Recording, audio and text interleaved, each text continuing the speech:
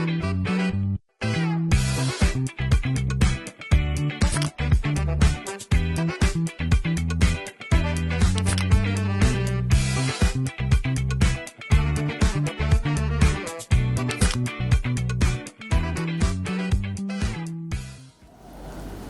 pagi Indonesia, saya Tasya Putri Arista yang akan menemani pemirsa selama 45 menit ke depan dalam acara Naik Kelas Spesial Edisi Sumpah Pemuda. Acara ini hadir untuk memperingati satu tonggak penting dalam sejarah bangsa kita, Hari Sumpah Pemuda, sebuah momentum yang mengingatkan kita bahwa perbedaan adalah kekuatan dan pengalaman adalah harmoni yang indah. Kali ini kita akan menikmati persembahan istimewa yang penuh warna, mulai dari persembahan irama pemuda dalam harmoni, bincang inspiratif bersama seorang entrepreneur muda, fitur menarik tentang tokoh inspiratif penggerak literasi, hingga dokumenter yang mengangkat perjuangan dan dedikasi generasi penerus bangsa. Jadi, jangan beranjak dari tempat Anda karena perjalanan pagi ini akan menjadi sebuah resonansi yang menggugah hati dan menginspirasi langkah kita ke depannya. Saya Tasya Putri Arista, selamat menikmati.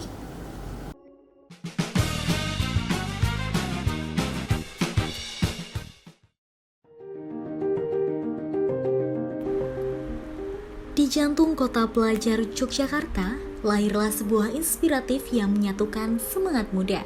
Yogyakarta Mengabdi, sebuah komunitas mahasiswa yang tak kenal lelah mengabdi untuk kota yang mereka cintai.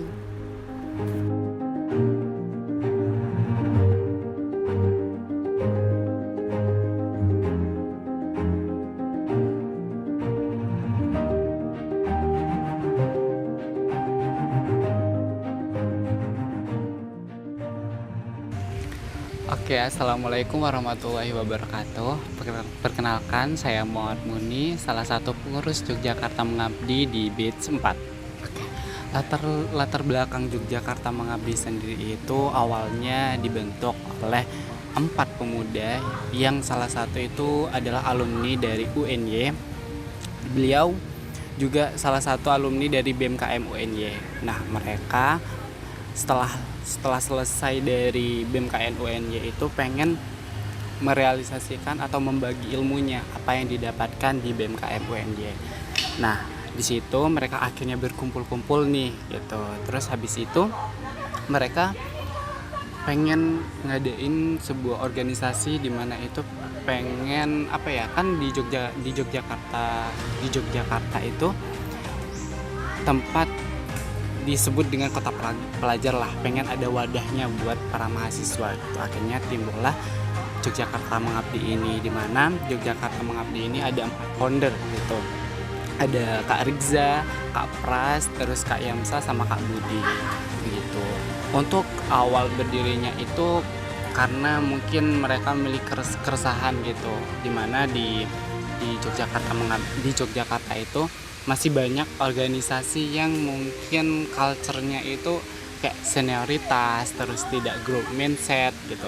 Akhirnya mereka pengen membentuk sebuah organisasi di mana memberi wadah bagi mahasiswa di Yogyakarta khususnya gitu. Oke, untuk tujuannya sendiri Yogyakarta Mengabdi itu kayak untuk mengimplementasikan generasi emas di tahun 2045 gitu, untuk mahasiswa yang ada di Yogyakarta khususnya gitu. Oke, untuk kegiatan sendiri di Yogyakarta Mengabdi ini sangat banyak sekali ya Kak gitu, mulai dari BITS 1 sampai sekarang memulai di BITS 4 nih. Untuk biasanya kegiatannya itu kayak misal kemarin di BITS 3 itu ada yang namanya program Dharma Nawasena gitu, di mana itu kayak social action kepada masyarakat. Kemarin sempat di panti asuhan sama panti difabel gitu. Terus biasanya sebelum itu juga kalau menjelang Ramadan gitu biasa bagi-bagi takjil, terus mengajar di TPA gitu. Terus kegiatan lainnya mungkin kayak peduli bumi gitu. Kemarin pun juga ada program kegiatan sekolah alam gitu, dimana kegiatannya itu menanam pohon di pantai daerah Bantul gitu. Oke. Yang mendorong saya pribadi nih gitu, yang mendorong mungkin karena untuk apa ya, kayak membuka gitu, membuka untuk mahasiswa yang ada di Yogyakarta khususnya lebih peduli, lebih aware terhadap di sekitar kita gitu. Semangat gotong royong dan persatuan yang ditujukan oleh Jogja Mengabdi mengingatkan kita pada Sumpah Pemuda. Mereka ingin memberikan yang terbaik untuk kota Yogyakarta yang telah memberikan mereka ilmu dan juga pengalaman. Selain itu, mereka juga ingin mengajak lebih banyak orang, terutamanya adalah mahasiswa, untuk terus belajar dan juga mengembangkan diri. Mereka adalah generasi muda yang memiliki visi yang jelas dan berani bertindak untuk mewujudkan perubahan yang lebih baik. Melalui aksi-aksi nyata mereka, Yogyakarta Mengabdi telah membuktikan bahwa pemuda Indonesia mampu menjadi titik perubahan. Halo guys, jadi di sini aku Ataresa dan partnerku. Aku Najwa. Kita dari pengurus Yogyakarta Mengabdi batch 4. Kalau tantangan itu pasti ya namanya sebuah organisasi ya Kak. Jadinya pasti itu ada tantangan yang mungkin seperti miskomunikasi, itu menjadi hal yang biasa ya mungkin kalau di organisasi. Itu tergantung cara kita juga untuk menghadapinya, untuk menyelesaikannya dan meminimalisirnya seperti itu. Oh, mungkin kalau dari aku ya Kak, itu mungkin aku dari dorongan hati sendiri aja sih. Mungkin jadi kayak aku tuh ingin bermanfaat buat diriku sendiri, buat masyarakat sekitar dan buat mahasiswa lainnya. Jadi mungkin dengan dorongan itu aku jadi pengen masuk nih di Yogyakarta Mengabdi biar bisa berkontribusi gitu.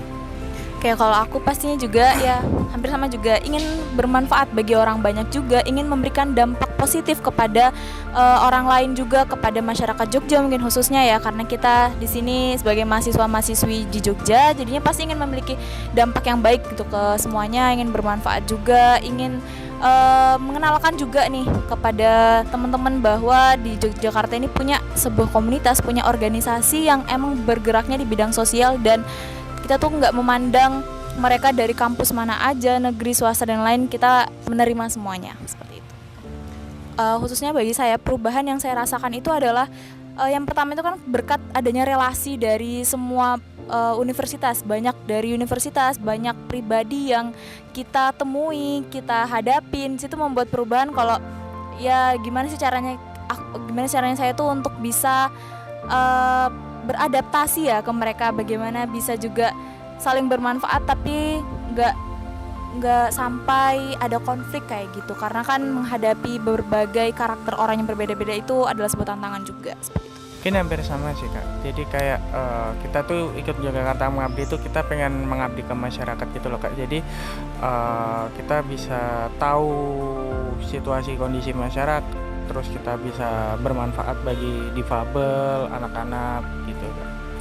Kalau untuk tujuan itu di Yogyakarta Mengabdi juga ini pastinya ingin mewujudkan Indonesia Emas tahun 2045, kemudian meningkatkan soft skill dan hard skill pemuda khususnya mahasiswa-mahasiswi di Jogja, mengimplementasikan mahasiswa sebagai agent of change, terus memberikan dampak yang sustainable pada masyarakat di daerah istimewa Yogyakarta apapun maupun di Indonesia juga. Kemudian membangun ruang kolaborasi dengan stakeholder baik pemerintah, perusahaan, organisasi, lembagaan pendidikan hingga masyarakat secara umum.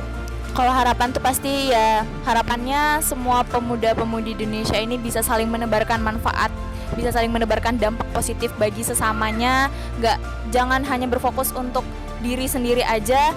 Love yourself boleh, tapi jangan lupa untuk bisa bermanfaat bagi orang lain juga.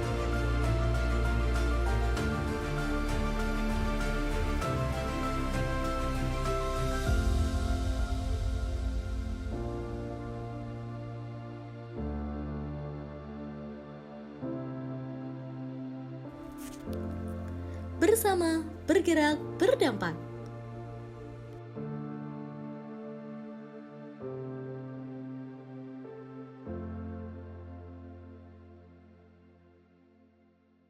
Selanjutnya kami persembahkan sebuah kisah dari sosok inspiratif penggerak literasi digital yang ada di Lombok, Nusa Tenggara Barat.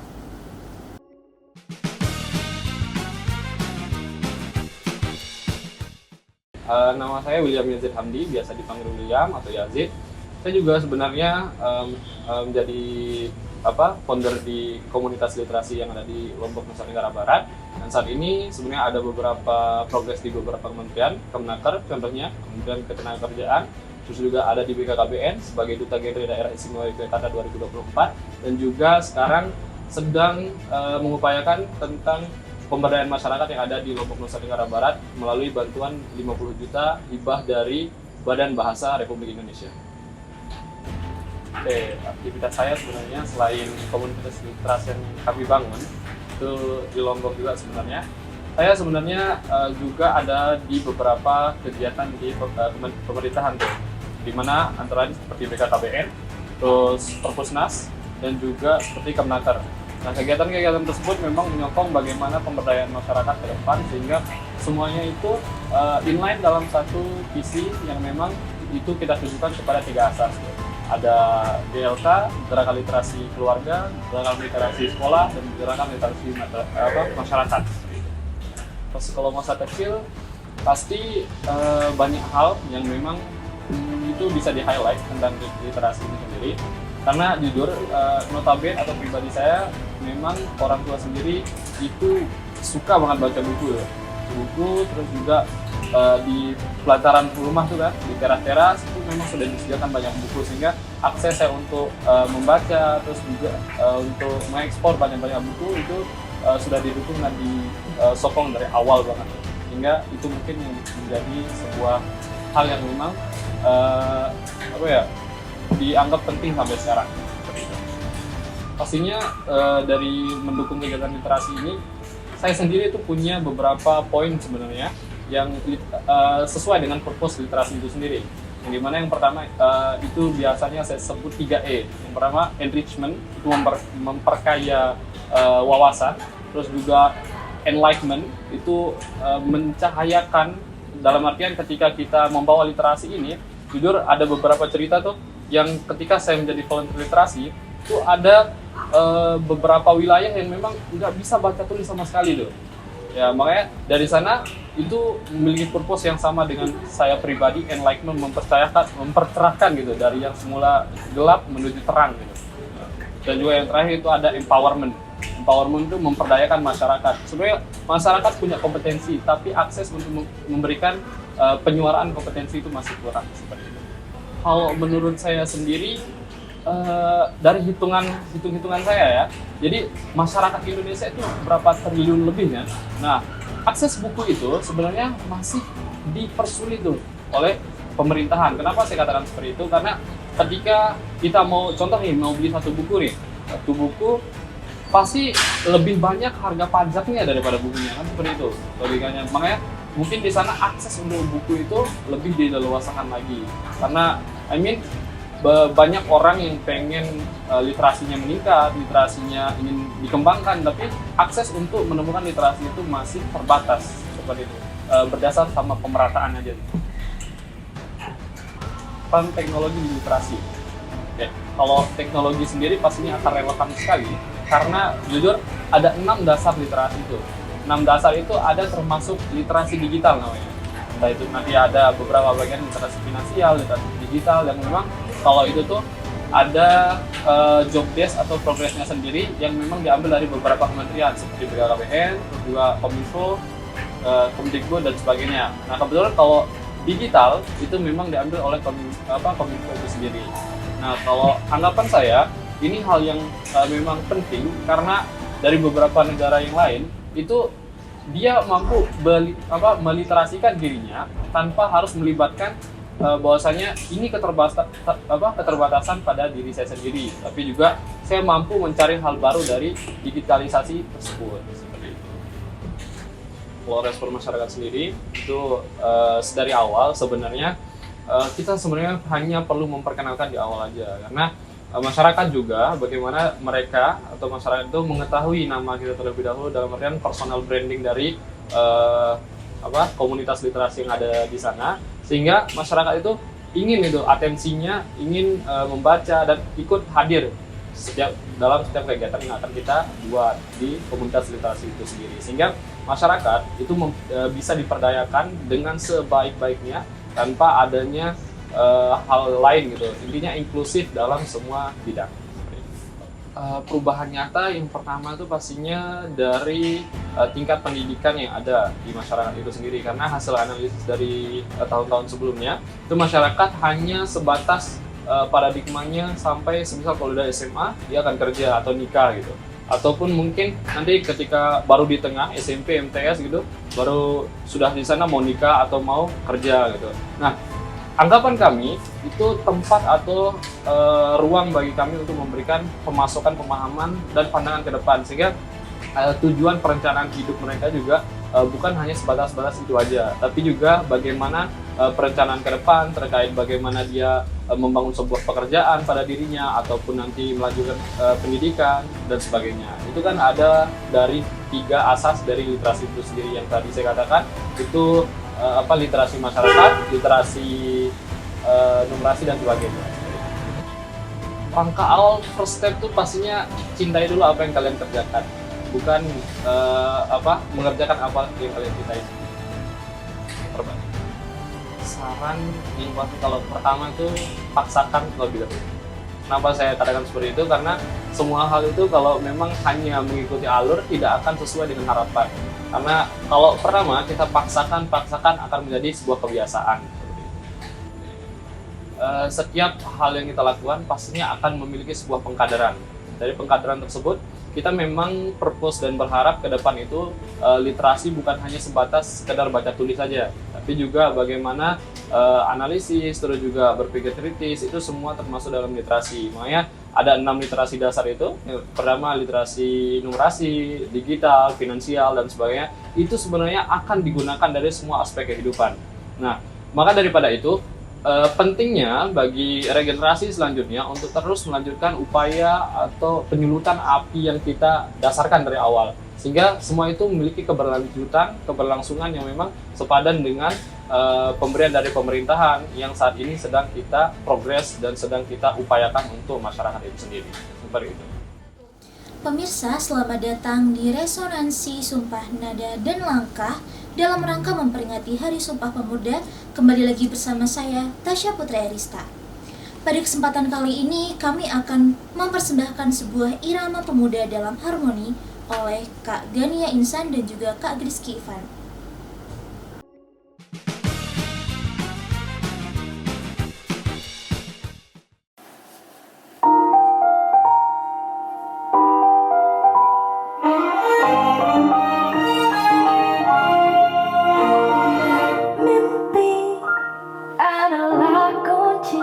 Untuk kita menaklukkan dunia, berlarilah tanpa lelah sampai engkau meraihnya. Let's go, berlari, takkan terikat waktu. Bebaskan dirimu di angkasa, warnai bintang di dunia. Menarilah dan terus tertawa, walau dunia tak seindah surga. Bersyukurlah pada yang kuasa, cinta kita di dunia selamanya.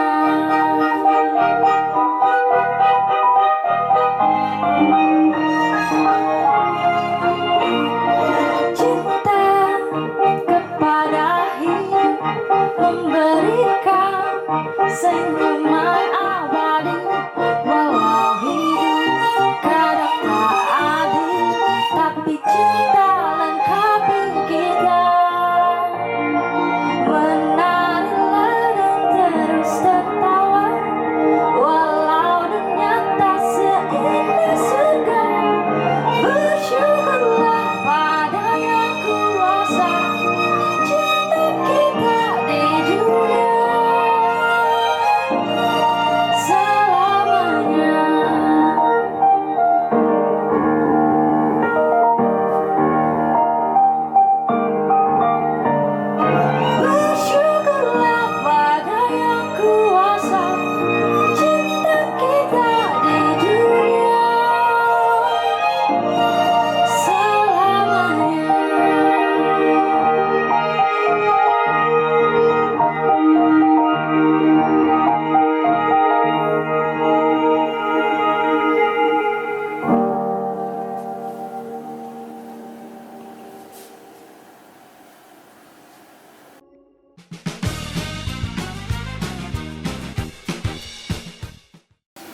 Pemirsa, kembali lagi bersama saya Tasya Putri Arista dalam program Naik Kelas di acara Belajar Menjadi Entrepreneur Muda. Saat ini saya sudah bersama dengan seorang entrepreneur muda dari Universitas Teknologi Yogyakarta jurusan Manajemen, yaitu Kak Nia Kartika Putri. Selamat datang Kak Nia. Gimana kabarnya Kak? Alhamdulillah baik sekali. Oke, terima kasih banyak ya Kak sudah mau hadir di acara kita. Kita punya beberapa pertanyaan nih Kak buat Kak Nia. Sebelumnya pertama-tama, Kak Nia ini sekarang lagi sibuk apa sih Kak? Sini aku mahasiswa aktif di Universitas Teknologi Yogyakarta. Jadi kesibukan aku seperti mahasiswa biasanya, kuliah, terus penjain tugas, tugas kelompok, tugas individu, dan juga aku ada kesibukan sendiri tentang bisnis aku. Di situ aku jualan buket bunga. Jadi aku setiap hari ya kuliah, kalau enggak jualan. Oke gitu ya Kak. Ngomong-ngomong soal menjadi seorang pebisnis nih Kak, bisa diceritain nggak sih Kak ke teman-teman yang ada di rumah motivasi atau awal mula Kak Nia ini masuk ke dunia bisnis ini? Nah, awal mulanya tuh dulu waktu COVID-19 nih Kak. Karena aku di situ punya banyak sekali waktu senggang, jadi aku kepikiran buat bikin bisnis. Dan waktu itu aku juga, kakak aku wisuda, banyak sekali yang ngirimin buket-buket bunga ke rumah. Jadi kan aku di situ kayak kepingin. Waktu itu aku masih SMA, jadi kan masih ya terhitung kecil lah. Jadi aku kepingin kalau kakaknya dikasih bunga, kok aku nggak dikasih. Makanya aku beli sendiri di situ. Aku beli sendiri, terus aku coba rangkai, ternyata aku bisa. Terus aku berinisiatif, kayak punya ide, kenapa nggak aku jual aja kalau produknya bagus. Makanya aku mulai bisnis karena kakak aku itu dapat buket bunga gitu. Oke Kak. Terus selanjutnya, hal apa sih Kak yang membuat kakak ini yakin untuk memilih terjun ke dunia bisnis ini, padahal kakak ini kan sekarang posisinya lagi kuliah nih. Apa sih Kak yang bikin kakak yakin buat oke terjun aja nih? Kalau bisnis ini kan aku mulai sejak SMA ya, sebelum aku kuliah. Cuman nih pas awal-awal kuliah ini aku sempat vakum, aku sempat berhenti karena mau beradaptasi dulu antara SMA ke kuliah. Dan di situ aku karena udah mulai sejak SMA, makanya aku ya udah nerusin aja. Dan kemarin juga ada tawaran dari dosen aku waktu aku semester 2 itu aku mulai dikasih tawaran kalau ada program namanya program B2MW. Akhirnya aku ikut itu dan aku mulai fokus lagi karena aku juga ada pembimbingnya waktu di situ. Oke, berarti betul loncatan kakak untuk mulai kembali bisnis ini tuh waktu semester 2 itu ya Kak? Iya betul. Oke, terima kasih atas jawabannya ya Kak. Lalu selanjutnya mengenai tantangan nih Kak selama berbisnis. Kan kakak ini kan udah kuliah sambil kerja, sedangkan pasti sekarang nih semester 5 udah lagi sibuk-sibuknya nih Kak. Iya betul sekali. Boleh di-share nggak sih Kak ke teman-teman tantangan kakak dalam menjalankan bisnis ini sambil kuliah itu apa sih Kak, dan manajemen waktunya itu gimana? Kalau untuk tantangan pasti berbeda-beda ya antara waktu-waktu di mana aku jalanin bisnis sama kuliah itu, dan waktu awal-awal kuliah atau pas SMA itu aku punya banyak sekali waktu luang. Jadi di situ aku lebih mudah nih kalau buat memanage waktu aku buat antara sekolah, kuliah, dan juga promosi bikin-bikin konten buat produk pesanan kayak gitu. Tapi untuk saat ini kesulitannya itu karena aku udah semester 5 nih, jadi aku mulai banyak juga kegiatannya. Dan aku juga ada kegiatan organisasi, ada tugas, ada kuliah, dan di situ ada juga aku harus punya waktu buat bikin video promosi bukan aku, dan juga ada harus spend waktu buat bikin pesanan gitu. Nah di situ aku mulai kesulitan dalam hal itu karena waktu aku mulai padat gitu loh, acaraku mulai padat seperti itu. Mungkin kalau untuk bagi waktunya ya pasti pakai to-do list dulu, walaupun masih ada molornya kayak gitu. Oke, berarti kuncinya tuh to-do list dulu ya Kak. Kita bikin plannernya dulu Iya. aja ya.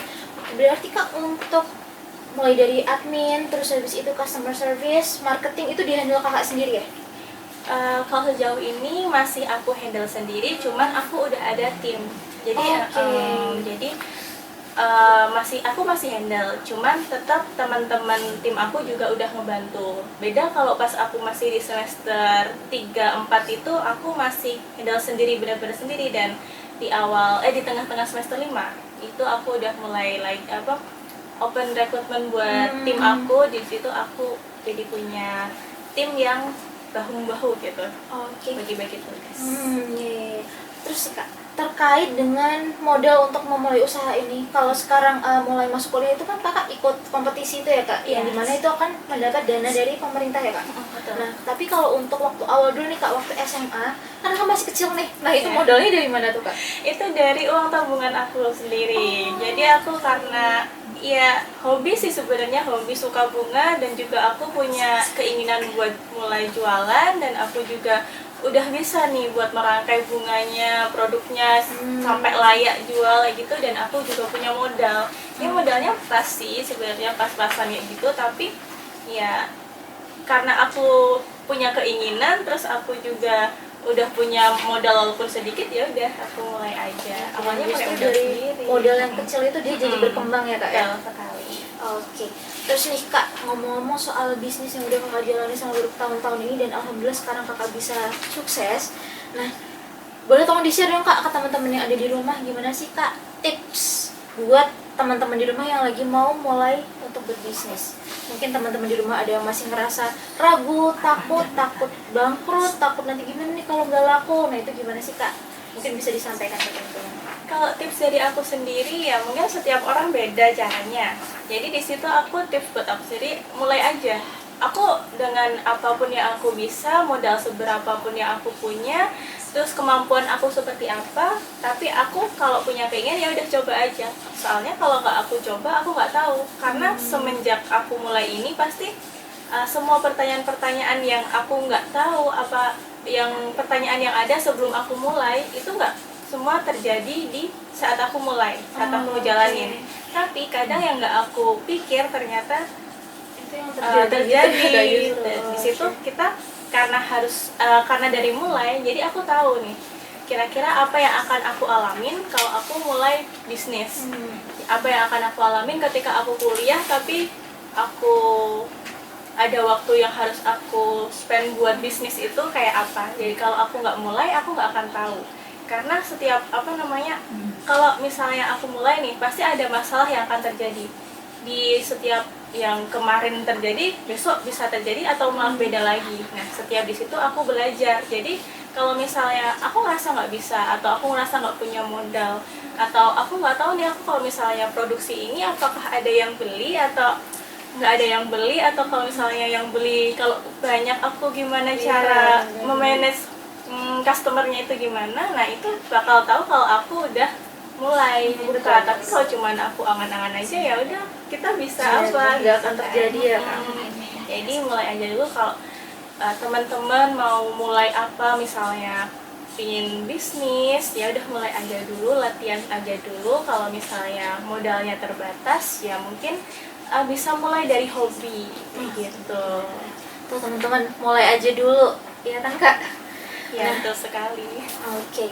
Terus Kak, buat menurut Kakak nih Kak, terkait dengan mentalitas pengusaha nih Kak, sebagai mahasiswa dan juga anak-anak muda yang mau mulai berbisnis, itu untuk persiapan secara mentalnya itu gimana nih Kak menurut Kakak? Mungkin kalau buat bisnis mentalnya paling antara rugi atau nggak rugi nih biasanya yang paling dipikirin Iya, kan. benar, Tapi benar, karena aku kebetulan buat bunganya masih bunga yang artificial, masih bunga masih artificial. palsu gitu. Oke, Jadi oke. resiko ruginya masih kecil. Karena dia nggak akan layu, nggak akan kebuang gitu ya Kak? Iya. Oke. Cuman mungkin mental yang mungkin harus melatih mental lagi di beberapa hal. Misalnya nih, kalau aku masih muda kok jualan, kadang ada yang malu mungkin, tapi kebetulan benar. karena aku suka jualan, aku suka ya eksperimen kecil-kecilan kayak gitu, aku suka promosi, aku suka bikin video, ngedit video, foto-foto, produk kayak gitu. Jadi aku coba, walaupun mungkin ada yang kayak bikin aku kadang minder atau malu kayak gitu, walaupun aku suka posting ini, tapi mungkin di satu bulan atau satu waktu itu sepi kayak gitu. Karena kan ini produknya juga musiman kan, terus kalau misalnya sepi ini gimana. Mungkin kan sebagai seorang pedagang kan pinginnya rame terus ya, bisnisnya pingin rame terus, tapi ya itu yang harus aku kuatin, gimana caranya biar aku tetap konsisten walaupun mungkin penjualannya naik turun, dan karena aku juga sambil kuliah ya kan, jadi sepertinya kayak kesulitan juga nih gitu. Terus Kak, coba tolong dikenalin ke teman-teman jualan kakak nih, akunnya nih apa nih? Mungkin kakak bisa sekalian promosi nih Kak di sini biar teman-teman yang ada di rumah makin mengenal apa yang lagi dikerjain sama kakak. Oke, jadi aku di sini jualan buket bunga. Produknya sih juga banyak sih, nggak cuma bunga aja. Kadang juga biasa kayak jualan yang lainnya itu custom, bisa custom ya gitu. Bisa dicari di Instagramnya nevlo.floris. Nevloris saya, tapi di username-nya nevlo.floris. Nevlo.floris. Ya, Nanti jangan kita lupa. taruh di sini nih. Jangan lupa buat beli di situ. Jangan lupa dibeli ya Kak. Pasti top banget nih hasil dari entrepreneur muda kita sekarang. Nah, terima kasih banget ya Kak Nia atas waktunya. Terima kasih sudah mau datang di sini. Semoga usahanya makin sukses, semoga Kakak makin sukses. Amin. Dan buat teman-teman, ingat kata kakak tadi, mulai aja dulu, jangan takut buat berkembang, jangan takut buat melangkah. Yang penting kalian itu mulai aja dulu dan percaya sama diri kalian sendiri. Saya Tasya Putri Arista. Saya Nia Kartika. Semangat untuk terus maju, sampai jumpa lagi.